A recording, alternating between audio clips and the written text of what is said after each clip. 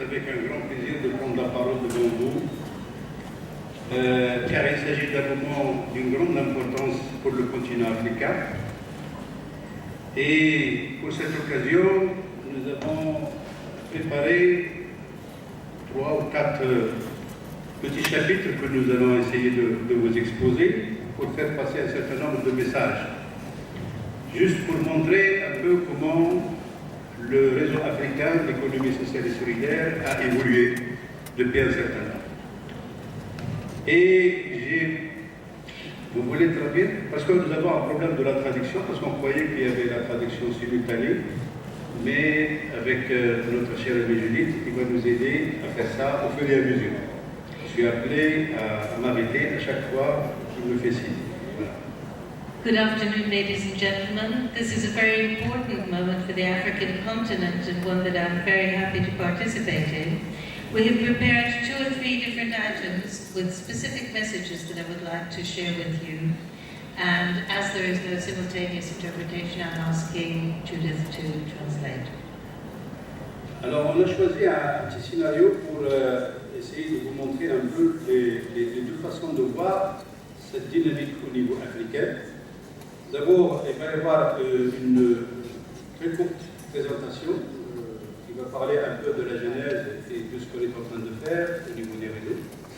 Et également, je vais donner la parole à mon amie Mme Diop, qui va peut-être parler du côté de la région sud de l'Afrique.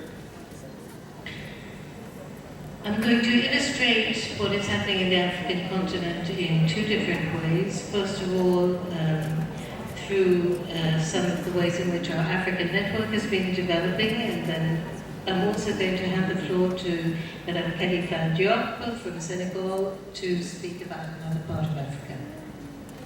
Alors, en ce qui concerne la genèse et le travail qui a été fait au niveau du continent africain, l'idée de créer un réseau africain d'économie sociale et solidaire a connu un parcours très long depuis 2005, depuis la très belle rencontre qu'on a eue à Porto Alegre, au Brésil, en 2005, et également à partir du forum de Dakar, que l'idée est venue, et les pays africains ont voulu, surtout la société civile, ont voulu créer une institution, un espace pour qu'ils puissent partager et parler de la promotion de l'économie sociale et solidaire comme alternative au développement du manière générale. So I'm going to speak to you a little bit about the origins and the networks. The African Social Solidarity Economy Network was born in 2005 at the meeting in Porto Alegre and continued to develop in the meeting that was held in Dakar. It is particularly based on African civil society's desire to have a social solidarity economy that is specific to their continent.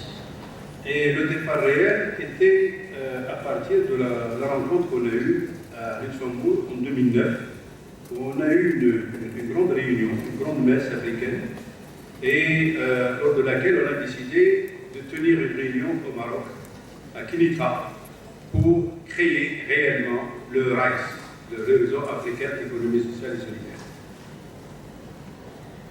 Et également, l'économie sociale et solidaire, à travers les activités et les programmes que nous avons déjà réalisés, a eu sa place dans un certain nombre de forums, comme au niveau de la Tunisie, au niveau de Montréal, etc. Il y a toute une série de rencontres au niveau international où l'Afrique a été présente à travers le RICE. From there we went on to have a very big African meeting during Lux 09. We developed this and decided to hold a very important meeting in Morocco, in Kinitra, where we founded the RICE, which is the African Network for Social Solidarity Economy. We participated with our program in the forum in Tunisia, in Montreal, and in many important international meetings. Effectivement, à Kinitra, on a eu une quinzaine de pays réunis avec tout un parterre d'experts au niveau international. Et on a tenu la première Assemblée générale constitutive. Et on a essayé de définir un certain nombre de choses, telles que les statuts, le règlement intérieur, la feuille de route africaine, et il y avait tout un débat. Comment nous pouvons donner une certaine promotion à l'économie sociale et solidaire, et comment nous pouvons introduire les alternatives d'économie sociale et solidaire dans les différentes politiques de développement dans le continent africain. So in Kinitra, we had people present from many different African countries, and we also had many experts who participated. We held our first General Assembly and built our constitution and our bylaws. We worked on how to promote social solidarity economy in order to develop specific policies for Africa.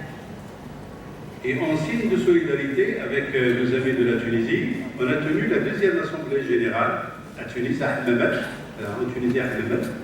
C'était le mois de mars 2013. Et ça a été encore une deuxième occasion pour d'abord réitérer l'engagement des uns et des autres par rapport au réseau, et également de définir un peu le mode de fonctionnement de ce réseau par rapport à notre feuille de route que nous avons décidé ensemble. We had our second meeting in Hammamet in Tunis to support our Tunisian friends in March 2013. We renewed our commitment to what we had previously done, and we also moved forward to make a work plan and to have a roadmap.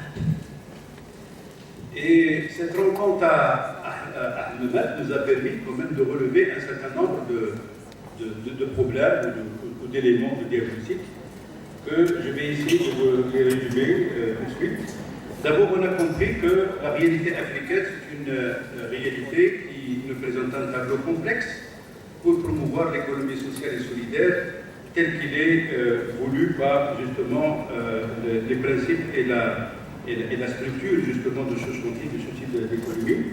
Et ça a été réclamé par l'ensemble des participants présents à Hammamet.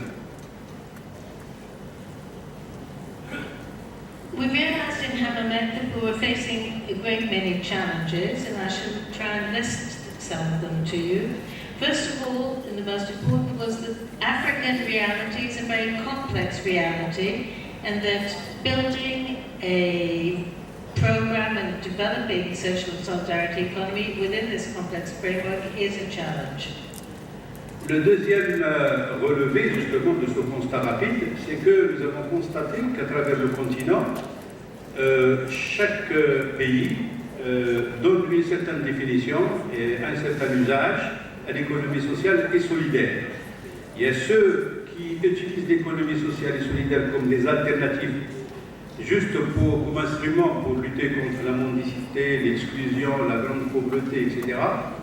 Il y a d'autres pays qui utilisent l'économie sociale et solidaire pour, disons, faire accepter un certain nombre de programmes et de politiques de décompensation, de politiques qui sont plus ou moins, qui ne sont pas populaires. Et ça a été constaté au niveau d'un certain nombre de pays, au niveau de l'Afrique de l'Ouest surtout. All countries are taking in many countries are taking a different approach in Africa to social and solidarity economy. Some of them are just using social and solidarity economy as an alternative to overcoming poverty. Others, however, are using it to introduce real programs such as compensating for lack of governmental support. Particularly, this is true in the West African countries.